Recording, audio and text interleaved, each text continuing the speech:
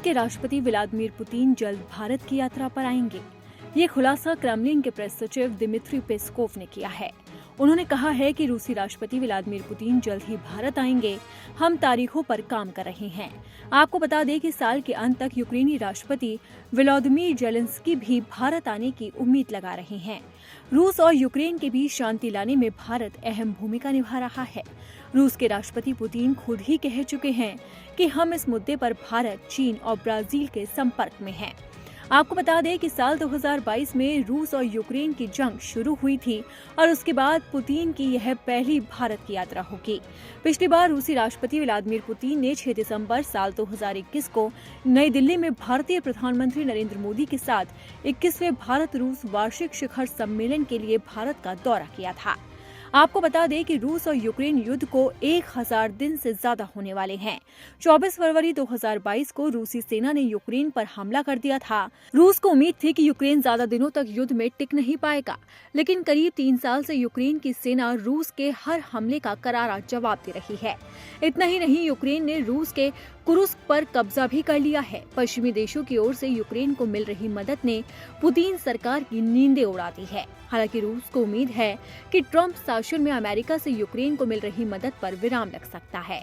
आपको बता दें कि चुनाव कैंपेन के दौरान ट्रंप कई बार ये बात बोल चुके हैं कि वो चाहे तो एक दिन में ही रूस और यूक्रेन के बीच छिड़ा युद्ध रुकवा सकते हैं।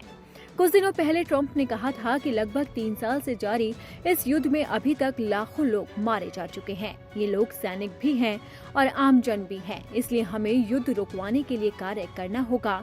ट्रंप ने कहा था कि उनकी सरकार की प्राथमिकता युद्ध रुकवाने की होगी, क्योंकि ये अमेरिकी संसाधनों को बहाने जैसा मामला है।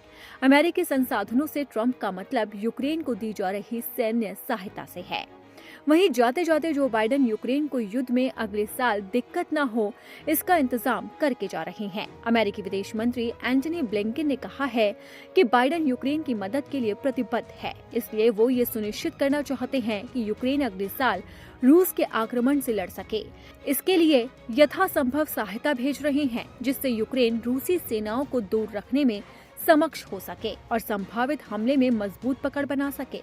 आपको बता दें कि सर्दियों के समय युद्ध लड़ना यूक्रेन के लिए एक बड़ी चुनौती है। वहीं रविवार को रूस में यूक्रेन के पावर ग्रिड पर सबसे बड़ा हमला किया गया था। रूस का मकसद है कि यूक्रेन के ऊर्जा ग्रिड को निशाना बनाया जाए। कुछ दिनों पहले राष्ट्रपति वोलोदिमीर जेलेंस्की ने कहा था कि रूस ने यूक्रेन की बिजली इंफ्रास्ट्रक्चर का आधा हिस्सा नष्ट कर दिया है, लेकिन हम झुकने और हारने वाले नहीं हैं। हम भी करारा जवाब देंगे। और अब इसी बीच रूस के राष्ट्रपति व्लादिमीर पुतिन भारत आ रहे हैं। माना जा रहा है कि युद्ध को लेकर चर्चा की जाएगी।